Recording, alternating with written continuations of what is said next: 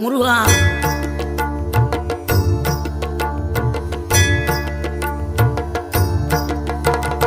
ஆறுபடை வீடும் அருள் வழங்கும் முருகா, அருகே நீ ஓடோடிவா.